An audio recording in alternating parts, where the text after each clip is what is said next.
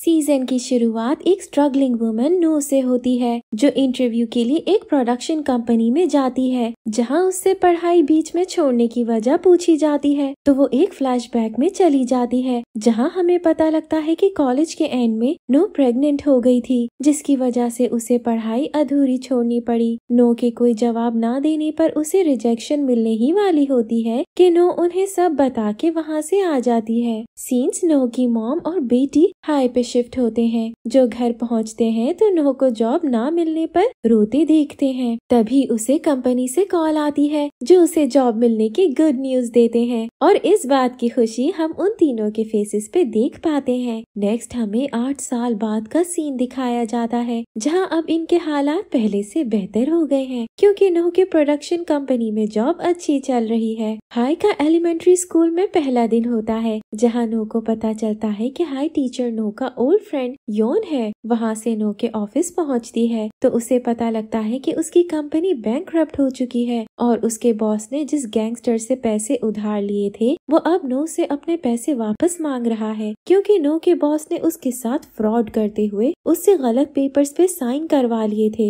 और अब वो गायब है। इसलिए अगर नो ने एक हफ्ते में गैंगस्टर कू के पैसे वापस ना किए तो वो नो और उसकी फैमिली का जीना मुश्किल कर देगा। अब इस मुश्किल से निकलने के लिए नो को उसके बॉस के घर से एक अच्छी स्क्रिप्ट मिलती है जो एक फेमस राइटर चियोन की है। नो एक ऐसे इन्वेस्टर की तलाश में लग जाती है जो इस स्क्रिप्ट पे मूवी प्रोड्यूस करने के लिए पैसे दे ताकि इस मूवी से आने वाले पैसों से नो कू का कर्जा उतारने के साथ साथ कंपनी को भी बचा ले। लेकिन कोई भी इन्वेस्टर एक बैंकरप्ट कंपनी की मूवी को सपोर्ट करने के लिए तैयार ही नहीं था। आखिर में कू ही मूवी का इन्वेस्टर बनने को तैयार हो जाता है पर वो 2 शर्तें रखता है। पहली ये कि फेमस एक्टर रियो को इस मूवी में कास्ट करना और दूसरी इस स्क्रिप्ट के फेमस राइटर चियोन को ढूंढना। नो को मजबूरन इन शर्तों को मानना पड़ता है जिसके बाद नो रियो को मूवी के लिए मनाने उसके फैन इवेंट में जाती है। यहाँ हमें ये भी पता लगता है कि रियो और नो का पास लिंक्ड है लेकिन वहाँ लोगों की वजह से नो का काम नहीं हो पाता मगर रियो उसे देख लेता है और कुछ सोचने लगता है। अब बारी थी चियोन तक पहुँचने की जिसकी बुक्स काफी फेमस होती है लेकिन उसे आज तक किसी ने नहीं देखा। तो बड़ी मेहनत के बाद जब चियोन से नो की मुलाकात होती है तो नो उसे देख के चौंक जाती है क्योंकि चियोन कोई और नहीं बल्कि उसका पास्ट लवर है जिसे नो बगैर बताए कहीं गायब हो गई थी, जिस पर चियोन अब अपना बदला लेने के लिए उसके साथ काम करने से मना कर देता है और नो के बहुत रिक्वेस्ट करने पर बस उसे अपने बुक कॉन्सर्ट की टिकट्स दे के चला जाता है। नेक्स्ट सीन में चियोन रियो के पास जाता है जिससे चियोन अभी भी कांटेक्ट में है जहां चियोन रियो को सारा वाकया सुनाता है कि किस तरह वो 14 साल बाद नो से टकराया। रियो सब खामोशी से सुनता है पर ये नहीं बताता कि नो उसके पास भी आई थी। यहाँ चियोन का और रियो का फ्लैशबैक दिखाया जाता है जहाँ नो को एक डेयर की वजह से किसी को किस करना था और उसने रियो को चूज किया था पर जैसे ही उसने रियो को किस का कहा वैसे ही चियोन ने जानबूझ के नो के शूज पे वॉमिट कर दी क्योंकि वो नो को चाहता था। बाद में चियोन ने उसे आके सब सच बता के अपनी फीलिंग्स कन्फेस कर दी जिसपे इनकी डेटिंग तो स्टार्ट हो गई। लेकिन फिर एक दिन नो चियोन को बताए बगैर गायब हो गई जिसकी वजह से चियोन पागलों की तरह इधर उधर भागता फिरता रहा। तब उसे रियो ने संभाला मगर रियो के दिमाग में भी कुछ तो चल रहा था। वहाँ नो को भी अपनी पास्ट लाइफ के फ्लैशबैक्स आ रहे होते हैं जिसमें उसका टकराव इन सब से हुआ था।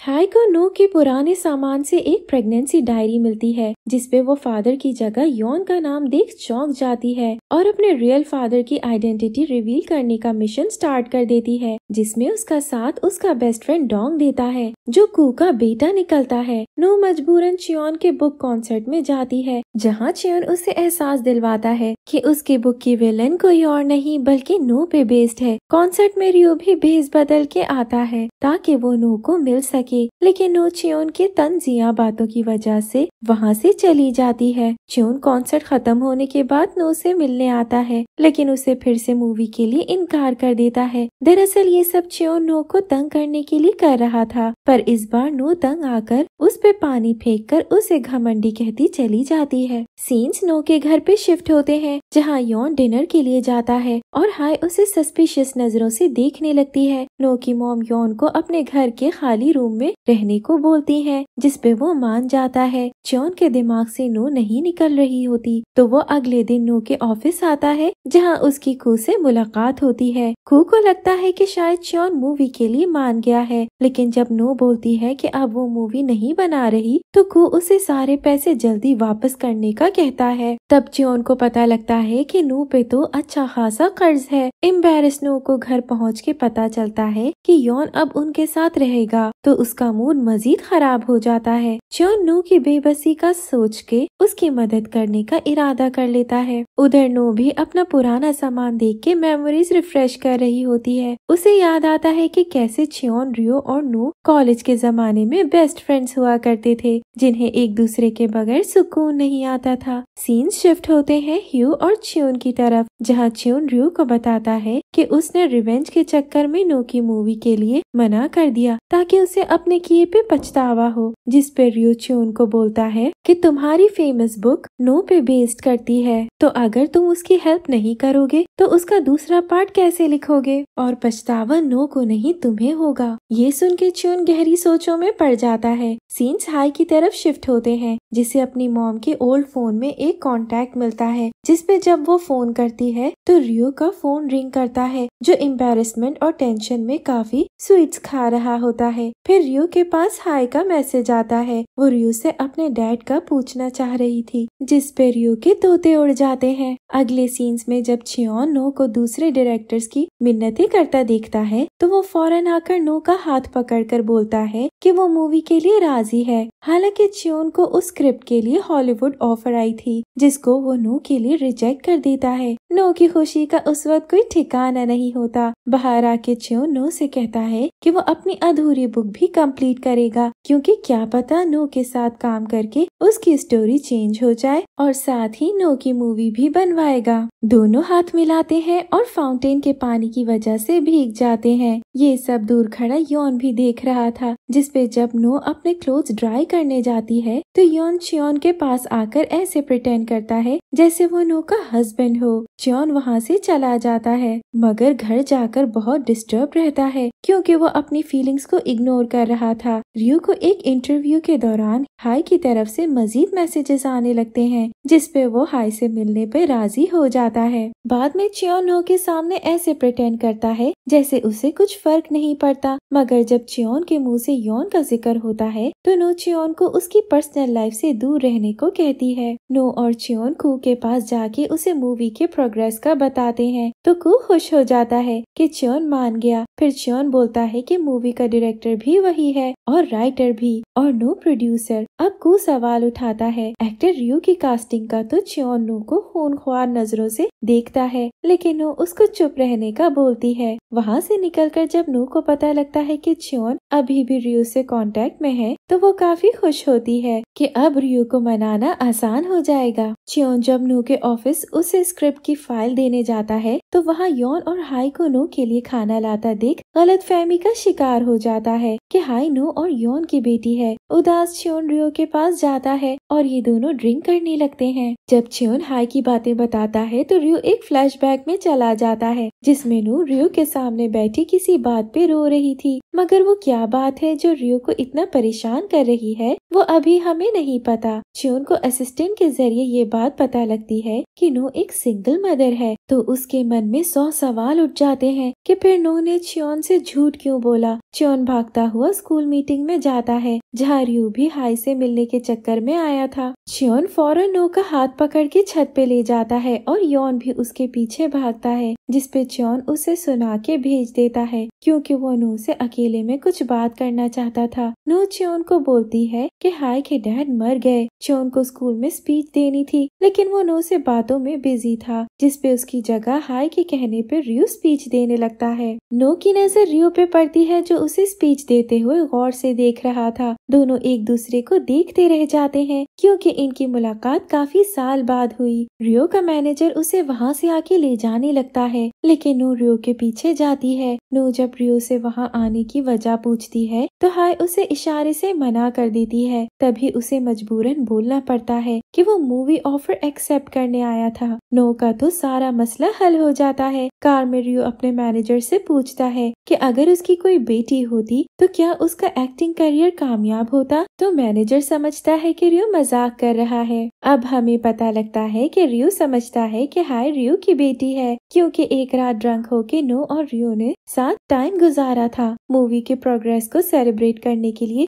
सब एक जगह जमा होते हैं तो रियो और नो एक दूसरे से बातें करने लगते हैं। फिर बहुत ड्रिंक करने के बाद नो के नशे में होने पर सारे ड्रंक नमूने घर छोड़ने जाते हैं और यौन उसे गोद में उठा के रूम में ले जाता है। नो की मॉम उन सब को देख शॉक्ड हो जाती है। अगले दिन नो अपनी हरकतों पे काफी एम्बैरस होती है। अब उसकी तलाश एक एक्ट्रेस के लिए शुरू हो जाती है। नो की स्ट्रगल देख च्योन को बुरा लगता है, लेकिन वो ऐसा दिखावा करता है जैसे उसे फिक्र नहीं। च्योन नो को बारिश में अम्ब्रेला देता है, फिर खुद अपनी सोर्स से एक्ट्रेस जू को मना लेता है। यहाँ हमें पता लगता है कि जू भी इन सब की पास्ट लाइफ से जुड़ी हुई है, जो च्योन को बहुत पसंद करती थी। लेकिन च्योन के दिल में नो का राज था, तभी इसे कभी चांस नहीं मिला। च्योन जू के मान जाने की गुड न्यूज जब नो को सुनाने जाता है तो उसे यौन के साथ देख उसकी जेलसी बढ़ जाती है। यौन उसे अपने दिल की बात कह देता है कि वो हमेशा से नो को चाहता था, लेकिन उसे कभी मौका नहीं मिला और नो गायब हो गई, जिस पे नो खामोश रहती है। और इतने में च्योन उन पे अपनी कार से कीचड़ उछाल के भाग जाता है। रियो को कंटिन्यूअसली नाइटमेयर्स आ रहे होते हैं कि अगर हाय उसकी बेटी निकली तो उसके बेस्ट फ्रेंड च्योन के सामने उसकी क्या इज्जत रहेगी, क्योंकि वो नो का बॉयफ्रेंड था। जू की सेलेब पार्टी में जू जानबूझ के नो को धक्का देकर गिरा देती है और च्योन ये देख फौरन उसे जैकेट पहनाकर ले जाता है, क्योंकि उसे नो की तकलीफ बर्दाश्त नहीं थी। तभी तो वो इतना हार्ड वर्क करके उसे आगे बढ़वा रहा है। च्योन नो को कहता है कि वो अभी भी नो को टूट के चाहता है, जिस पे नो हंसने लगती है कि वो सिर्फ बकवास कर रहा है। नो को यौन वहाँ से ले जाता है और च्योन फिर से रियो के पास जाता है। दोनों ड्रिंक करते हैं और च्योन रियो को बताता है कि उसे नो ने रिजेक्ट कर दिया। रियो के कान खड़े हो जाते हैं कि ये क्या, और वो गुस्से में वहाँ से उठ के चला जाता है। जिसके बाद हमें अंदाजा होता है कि रियो तो खुद नो को पसंद करता है। और क्या अब इन दोस्तों की दोस्ती के बीच में एक बार फिर से नो की वजह से दरार आएगी। सीन्स शिफ्ट होते हैं कू की तरफ, जो नो को ऑफिस में ना पाकर उसके घर जाता है तो तभी वहाँ ड्रंक च्योन भी आ जाता है, जिसे यौन बीच में रोक लेता है। और यहाँ च्योन को पता चल जाता है कि यौन भी नो को पाने के चक्कर में है, तो इनका क्लैश हो जाता है। यौन और च्योन दोनों के फेस पे चोट लगती है। अगले दिन ऑफिस में च्योन नो को इग्नोर करने लगता है क्योंकि उसने च्योन को रिजेक्ट कर दिया। लेकिन अब ये नो को बर्दाश्त नहीं हो रहा था, क्योंकि उसे च्योन से तू मैमे की आदत है। नो च्योन के पास जाती है तो च्योन उसे बोलता है कि नो भले उसके लव को एक्सेप्ट ना करे, लेकिन च्योन उसे चाहता रहेगा। फिर दोनों को अपनी पास्ट कपल लाइफ के फ्लैशबैक्स आ जाते हैं। नो भी सैड हो जाती है, मगर वो ये जाहिर नहीं करती। हाय की च्योन से मुलाकात होती है, जो हाय को पैसे देने लगता है, जिसपे हाय उसे सुना देती है। हाय को एक बाइक टक्कर मारने वाली होती है कि तभी च्योन उसे बचाकर सामने आ जाता है और जख्मी हो जाता है। जब हाय के एक्सीडेंट की खबर नो को पता लगती है तो वो फौरन हॉस्पिटल जाती है। रियो भी जब वहाँ आता है तो हाय उससे पूछती है कि क्या वो हाय का फादर है, जिस पर रियो की खामोशी को हाय हाँ समझती है। नो च्योन को कुछ कहे बगैर हाय को ले जाती है, मगर वो बहुत थैंकफुल फील करती है। अगले दिन ऑफिस में नो च्योन को थैंक्स करती है। ऑफिस में थकन से नो की आंख लग जाती है तो च्योन उसके बाल सेट करने के लिए जैसे आगे हाथ बढ़ाता है, वैसे ही रियो उसे रोक देता है। अब च्योन को पता लगता है कि नो रियो का फर्स्ट लव थी, जिसे रियो ने च्योन के लिए सैक्रिफाइस कर दिया था। लेकिन अब रियो दोबारा अपनी मोहब्बत को सैक्रिफाइस करने के लिए ना तो राजी था और न ही रेडी। तभी च्योन को नू से दूर रहने को कहता है। इन दोनों की झड़प होने ही वाली थी कि वहाँ जू खाना लेकर आ जाती है, जिससे रियो की बिल्कुल नहीं बनती। मगर अब दोनों एक मूवी में साथ होंगे। ड्रंक च्योन रात में रोते हुए नो से उसकी मर्जी पूछता है कि वो किसे चाहती है, तो बेचारी नो सोच में पड़ जाती है। अब इन चारों को कुछ भी करके नो को पटाना था। नो मूवी लोकेशन डिसाइड करने एक आइलैंड पे जाती है, तो च्योन पहले ही वहाँ पहुँच जाता है। कू को एक गुंडा नो को नुकसान पहुँचाने की धमकी देता है, क्योंकि नो की शक्ल बिल्कुल डोंग की डेड मॉम जैसी है। वो नो को प्रोटेक्ट करना चाहता है। रियो और योन को भी जब पता लगता है कि च्योन बाजी मारने नो के पीछे है, तो अब ये तीनों भी एक बोट में सवार होकर उसी आइलैंड जाते हैं। नो तो सबको देख चौंक जाती है।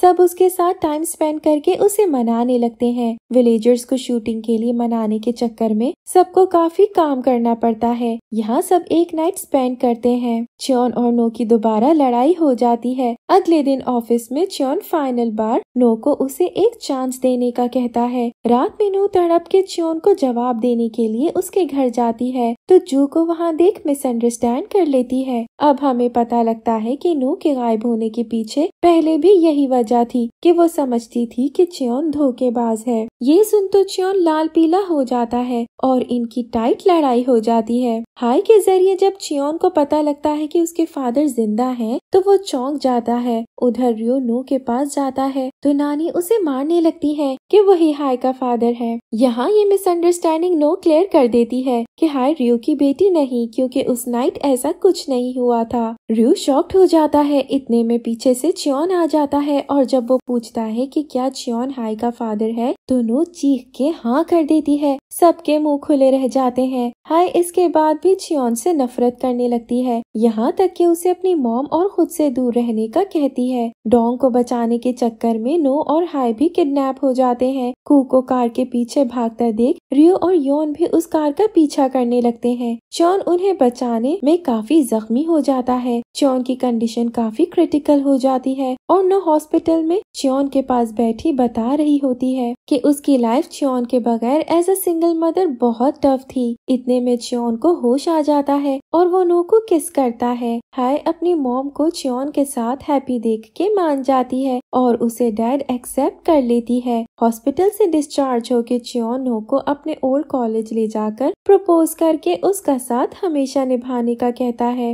रियो की इवल बॉस की वजह से च्योन का फेम खतरे में आ जाता है। च्योन 3 महीने तक के लिए गायब हो जाता है और अपनी बुक के सेकंड पार्ट पे काम करता है, जो भी बहुत अच्छा जाता है। लेकिन इसमें नो विलेन नहीं बल्कि अच्छा रोल प्ले करती है। मूवी के मसले भी हल हो जाते हैं और फिर सब खुश हो जाते हैं। लास्ट सीन्स में वेडिंग सीन दिखाया जाता है, जिसमें कू का बेटा डोंग और हाई की शादी में सब बहुत हैप्पी होते हैं। Thank you for watching.